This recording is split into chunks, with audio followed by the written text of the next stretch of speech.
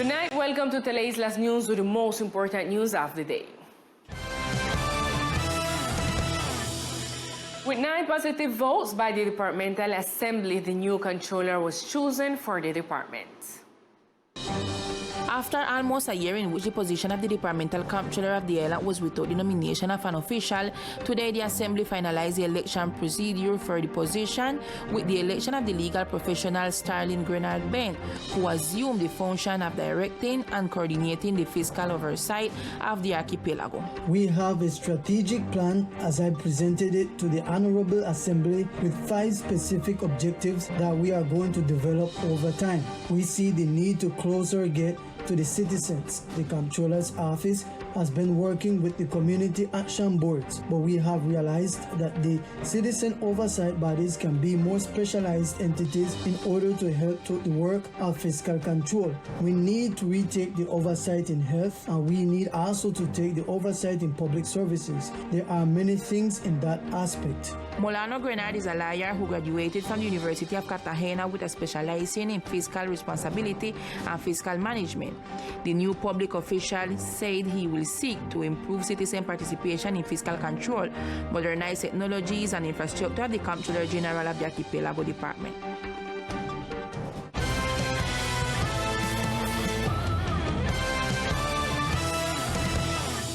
The Attorney General's office suspended former production coordinator of the public television channel of San Andres, Providence, and Santa Catalina because she omitted to verify that the contractors comply with their duty to contribute to Social Security and labor contributions before certifying the compliance of these payments. The Attorney General's Office of the Nation announced the first instance ruling of suspension for 7 months to the former production coordinator of the Sociedad de Televisión de las Islas Limitada, Teleislas, Judy Aminta Ward O'Neill, for failing to duly supervise 7 service provision contracts of the regional public television channel of San Andres, Providence, and Santa Catalina. The control entity verified that the ex-official omitted to verify compliance with this legal obligation and certified that the payments had been made in spite of not having the respective supports. In the opinion of the Attorney General's office, the former supervisor allowed contractors to prove compliance with their duty to make contributions to SENA, ICBF, Cajasay, and to Social Security in terms different from those foreseen in the contracts for the production and execution of programs signed with Teleislas. With this conduct, the then production coordinator disregarded the rule that prior to the disbursement derived from a state contract, the contractor must prove that it is up to date with the aforementioned contributions. The misconduct was classified by the entity as very serious and committed with gross negligence for failure to observe the necessary care that any ordinary person would have taken in his or her actions. Taking into account that, according to the file, Ward O'Neill exercised the position between February 28th of 2012 and September 30th of 2014, the suspension time imposed as a sanction was converted into salaries equivalent to the amount of what was earned at the time of the commission of the misconduct. Against the first instance decision, the attorney of the then supervisor filed an appeal that will be resolved by the ordinary disciplinary chamber of judgment. As the hours go by, consternation and indignation grows among islanders over the most recent murder case registered last night on the island.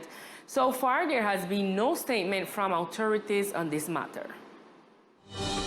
It has been almost 24 hours since the homicide of Leopoldo González Mosquera in Los Corrales neighborhood, and at the closing of this broadcast, the authorities on the island continue without issuing an official statement on the case, nor the hypotheses that are being handled, nor have they made reference to the possible motives of the crime or the actions taken to find those responsible for it. Meanwhile, according to information from people close to the victim, Gonzalez was outside an establishment in his sector when armed men on a motorcycle shot at him without any words. According to information obtained by Teleislas News, the victim died on the spot after receiving more than 7 bullet impacts against his body. According to sources inside the National Police, in the next hours, the institution will make a statement on the matter and will announce a possible reward for information that may lead to finding those responsible. And in other news today, the departmental government lifted the ban on queen conch, which had been established on June 1st as a measure to ensure the survival of the species. As of today, the capture and the commercialization of the queen conch in the archipelago department are lifted. Those fishermen who wish to extract these species from the sea must obtain the relevant permits required by the Secretariat of Agriculture and Fisheries.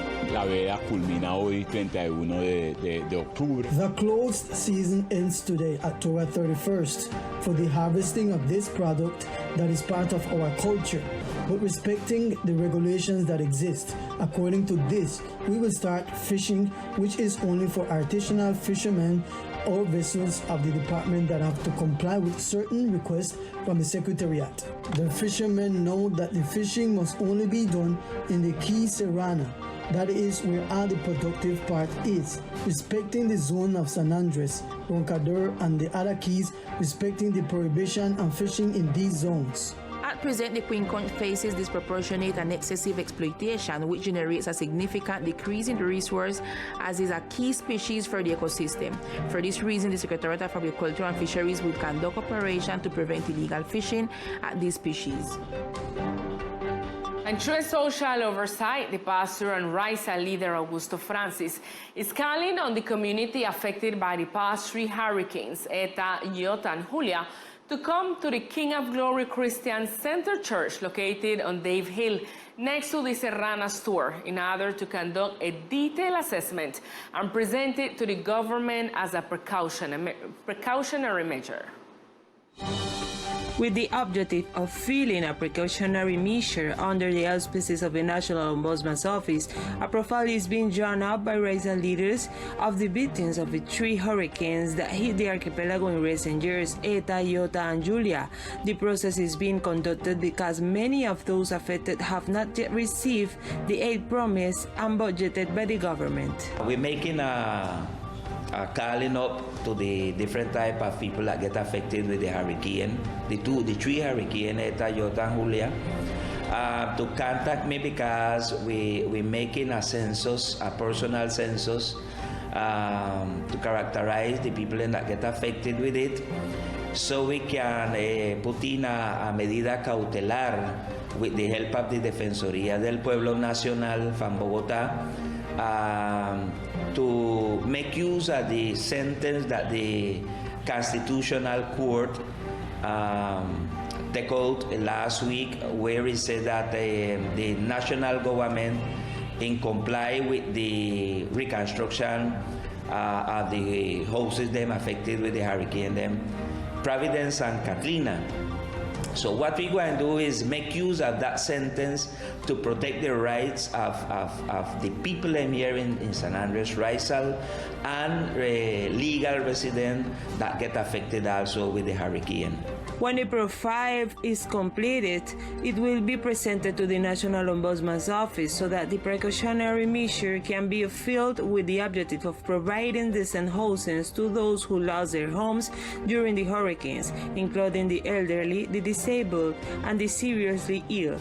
Those interested in being part of the profiling may contact Pastor Augusto Francis Davis at 320-919-4249 or francis22654@hotmail.com.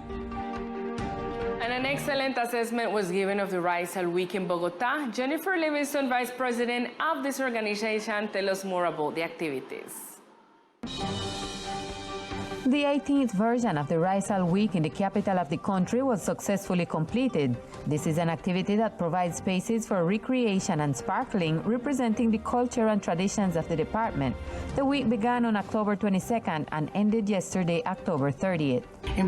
We start with our inauguration on Saturday, the 22nd of October at the National Museum of Colombia. We recognize artists who have contributed to the traditional music. We continue on October 23 with a spiritual guide at the Christian Beth Bethel Church. Then we had our academic day on Sunday, October 23 at Palermo School with the participation of important artists from the island who help young people and who made part of that culture. Among the activities developed during Rizal Week, a commemoration was held to highlight important work of those Rizal women who contributed to the culture, tradition, and strengthening of the cultural heritage of San Andres Islands in the city of Bogota. On Friday, we had a gospel concert where we had the participation of the Providence Choir, the Earth Organization Choir, the Central Baptist Church Choir, the Bethel Church Choir, and Canta Bogota Canta. A spectacular day to enjoy a choral voices of our people. To close with a bang, the Rizal Week in the city of Bogota on Saturday, October 29th, held a great concert with the participation of important groups such as Bohemian, Red Crab, and Caribbean New Style.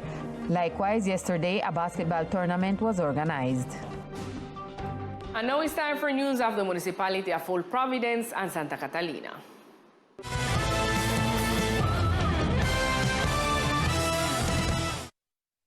Good evening to all our viewers. This is the most relevant information from Old Providence and Catalina. This weekend, a minor died after being seriously injured with a sharp weapon in an act of intolerance in the Goat Hill sector. The community in Old Providence is in shock and deeply moved by the death of Anadel Hawkins Fernandez, a 16-year-old minor stabbed last Saturday. According to the community reports, the deceased went to the Goat Hill neighborhood where she was involved in a fierce argument with another minor. The discussion ended with Hawkins getting stabbed in the thorax by the other minor. Following the incident, the injured girl was transported to the health center at about 2 p.m. by members of the community, where her medical conditions deteriorated after several hours. Apparently, an attempt was made to refer the injured girl to a higher-level hospital in San Andres, but this was not possible. At about 6 p.m., the patient lost her life. So far, the authorities have not commented on this unfortunate event that keeps the community of Old Providence in shock. And in other news, an elderly fisherman denounces the theft of his boat's engine while he was off the island attending medical appointments. Fisherman Wilbur Livingstone denounces the theft of his outboard engine with which he used to seek for his daily sustenance, a situation that leaves him in precarious economic conditions. The fisherman says that relatives informed him of the situation while he was at a medical appointment in San Andres. I called my brother and tell him to go down there the Monday and see if the engine there. Maybe I said them man they run joke because I couldn't believe said them would take my engine because me no bother nobody, me no molest nothing to nobody, and me and nobody nobody and no my enemy. So when my brother sent the photo to me, engine wheelance photo, and he no got no engine. The elderly fisherman had to travel once again for medical reasons and fears that the theft of his engine will be forgotten. That is why it's my little brother offer. He used to help me a lot. I know I no got nothing because I no got no other work, I no got no other profession. I a fisherman, and I know myself until now.